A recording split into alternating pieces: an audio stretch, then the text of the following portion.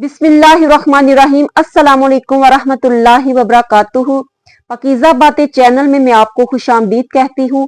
नाज़रीन, रमजानुल मुबारक के महीने में सबसे जो बेहतरीन तोहफा है वो है खजूर का तोहफा, और हजूर सल्लल्लाहु अलैहि वसल्लम बहुत खुश होकर इसको तनावल फरमाया करते थे। आप सरकार की रूटीन थी कि आप 3 खजूरें अफ्तार के वक्त लिया करते थे और 3 सहरी के वक्त लिया करते थे। अगर हम भी इस तरह करें तो एक सुन्नत रसूल को अदा करने का हमें अजर भी मिलेगा। और नबी पाक सल्लल्लाहु अलैहि वसल्लम ताजा तरीन खजूर से रोजा अफ्तार फरमाया करते। अगर वो ना मिलती तो आप खुश्क खजूर, जिसको छुहारे कहते हैं, वो तनावुल फरमा लेते।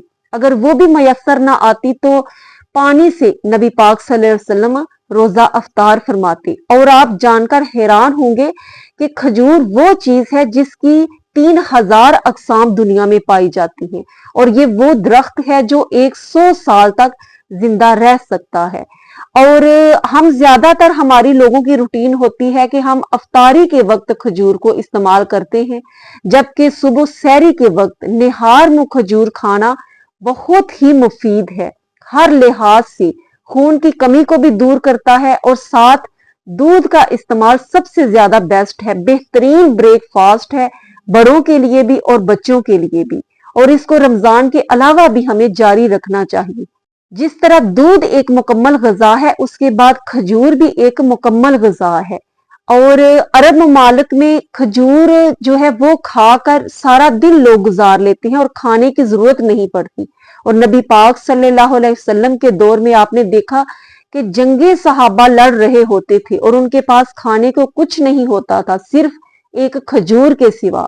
उसी खजूर पे वो सारा इन्हिसार करते थे और बड़ी बड़ी लड़ाइयां लड़ लेते थे, क्योंकि ये वो एक तोहफा है अनमोल, वो फल है जो तमाम फलों का मजमुआ है, और इसको खाने से खाने की जो जरूरत है वो भी पूरी हो जाती है। और इसके बारे में हजरत सुलेमान फारसी रज़ी अल्लाह ताला अन्हु, उनका बहुत ही खूबसूरत वाकया है। वीडियो में एंड तक जरूर मेरे साथ रहिएगा, और अच्छी लगे तो अपने फ्रेंड्स को एक तोहफे के तौर पर, गिफ्ट के तौर पर उनको सेंड करें, शेयर करें, सदका जारिया समझकर, क्योंकि रमजान में इसका डबल सवाब, अजर सवाब मिलता है एक नेकी का। अल्लाह रब्बुल इज्जत हमारे तमाम अमाल को कबूल फरमाए।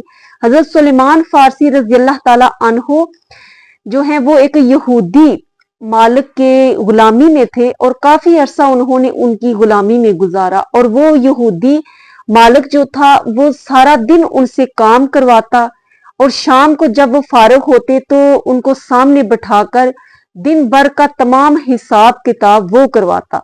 वो करवाने के बाद फिर हजरत सुलेमान फारसी को सामने बिठाता, और सबसे बुरा जो जुल्म वो ये करता कि उनको सामने बिठाकर हजूर सल्लल्लाहु अलैहि वसल्लम को गालियां देता, नऊज बिल्ला।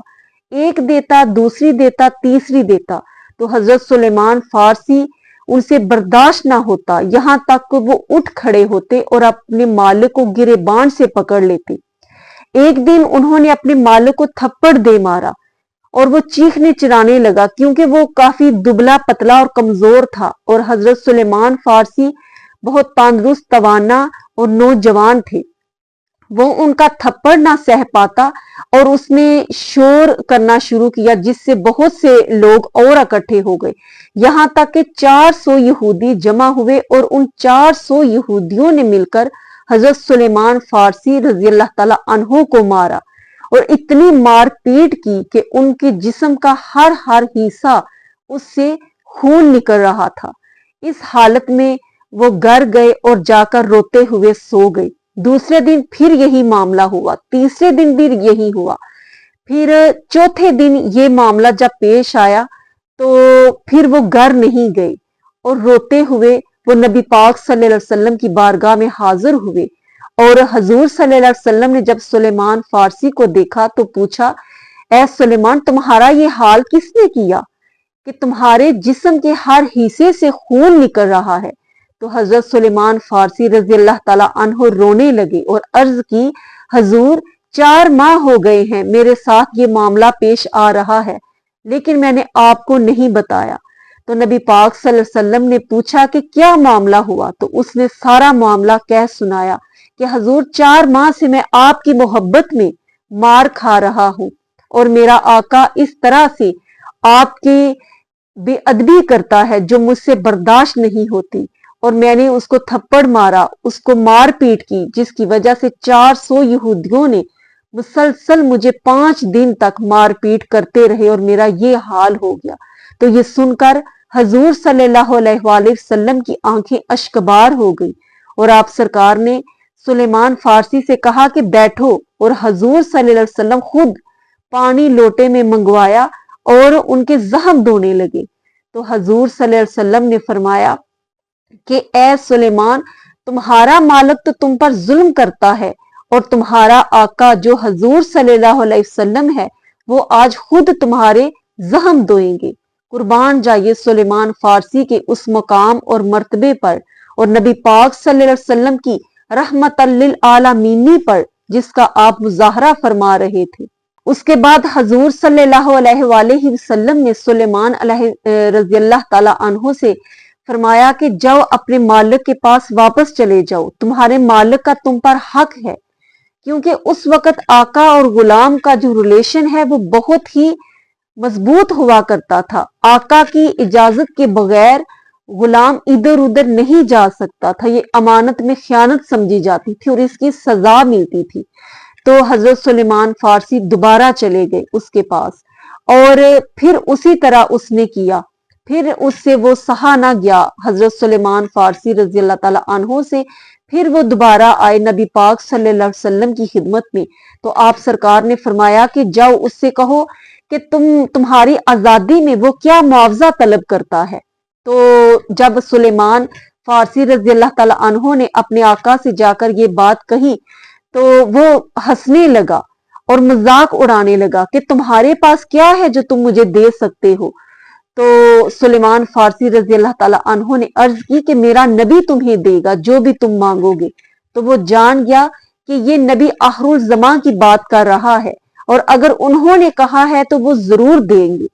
तो उसने मौके को गनीमत जाना और हजरत सुलेमान फारसी रज़ियल्लाहु ताला अन्हु को अपनी जमीनों पर ले गया और जाकर अपनी जमीनें दिखाई और कहा कि ये मेरी सारी जमीन जो है इस पर 3 दिनों में 300 खजूर के दरख्त तुमने लगाने हैं और वो भी पके हुए हूँ, खजूरें लगी हुई हूँ, पकी हुई खजूरें, और वो खजूरें भी मदीना की सबसे बेहतरीन खजूरें हूँ कि उस तरह की खजूर मदीने में मौजूद ना हो, ना किसी ने देखी हो। तो ये बात हजरत सुलेमान फारसी रज़ियल्लाहु ताला अन्हु ने जाकर नबी पाक सल्लल्लाहु अलैहि वसल्लम की खिदमत में अर्ज की और साथ ही रोने लगे। तो नबी पाक सल्लल्लाहु अलैहि वसल्लम ने पूछा कि सलमान क्या कहा तुम्हारे आका ने।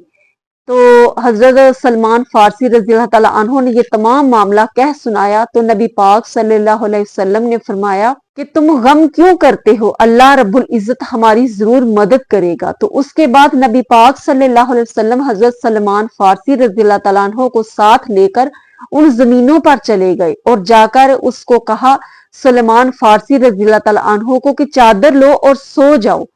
तो उन्होंने अर्ज की हजूर अगर हम सो जाएंगे तो ये सारा इंतजाम कौन करेगा, एक दिन गुजर चुका है, बाकी 2 दिन बाकी हैं, मैं आजाद नहीं हो सकता क्योंकि ये इंतजाम हम 2 दिन में नहीं कर सकते। तो नबी पाक सल्लल्लाहु अलैहि वसल्लम ने फरमाया कि ए सलमान तुम फिक्र ना करो, हजरत जबरील अमीन अपने फरिश्तों की जमात लेकर आएंगे और सारा इंतजाम कर जाएंगे।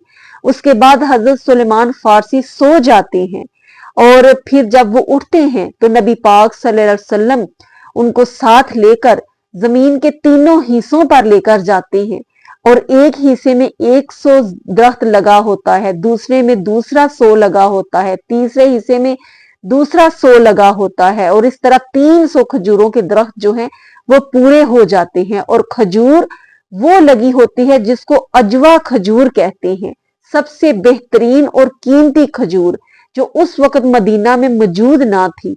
तो नबी पाक सल्लल्लाहु अलैहि वसल्लम फरमाते हैं कि ये हजरत जबरील अमीन ने अल्लाह रब्बुल इज्जत के हुक्म से ये सारा इंतजाम फरमाया है। फिर हजरत सलमान फारसी रज़ियल्लाहु ताला अन्हु आजाद हो जाते हैं। फिर वो वक्त आता है जब قلعہ خیبر فتح ہوتا ہے تو اس وقت بہت سے یہودی جب قیدی ہو کر آتے ہیں تو اس میں وہ شخص بھی ہوتا ہے، وہ یہودی بھی ہوتا ہے جو حضرت سلمان فارسی رضی اللہ تعالی عنہ کا مالک اور آقا تھا اور نبی پاک صلی اللہ علیہ وسلم کے بارے میں گستاخانہ کلمات کہا کرتا تھا۔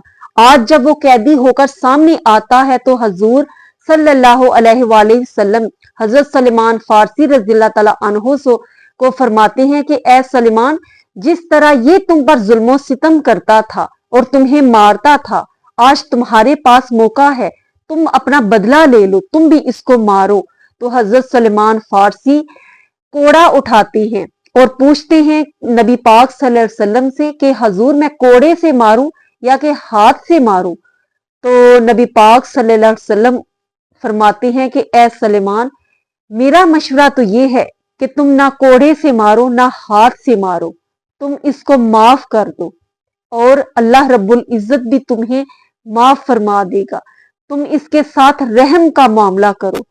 تو حضرت سلمان فارسی یہ سن کر کانپ اٹھتے ہیں اور اٹھ کر اس یہودی آقا جو ظلم کرتا تھا اس کو گلے لگا لیتے ہیں۔ اس پر وہ یہودی زارو قطار رونے لگتا ہے۔ ادھر نبی پاک صلی اللہ علیہ وسلم حضرت سلمان فارسی رضی اللہ تعالی عنہ کو سینے لگا لیتے ہیں اور وہ بھی رونے لگتے ہیں۔ پھر وہ یہودی جب یہ دیکھتا ہے حسن سلوک کو تو وہ غشی کے ساتھ نیچے گر جاتا ہے اور جب ہوش آتا ہے تو وہ کلمہ پڑھ اٹھتا ہے اور اسلام قبول کر لیتا ہے اور کہتا ہے کہ جب نبی کا غلام اتنا شفقت والا ہے تو اس کا آقا کتنا شفقت والا ہوگا اور ان کا رب کتنا رحیم اور کریم ہوگا جس کے یہ بندے ہیں۔ اس کے بعد اس یہودی جو کہ اب یہودی نہیں رہا تھا، وہ صحابی بن چکا تھا، اس کی روح پرواز کر جاتی ہے اور نبی پاک صلی اللہ علیہ وسلم فرماتے ہیں کہ اے سلمان، دیکھو تمہارے آقا نے اللہ رب العزت کی بارگاہ میں ایک سجدہ بھی نہیں کیا اور اس کی روح کو میں جنت میں گھومتے ہوئے دیکھ رہا ہوں۔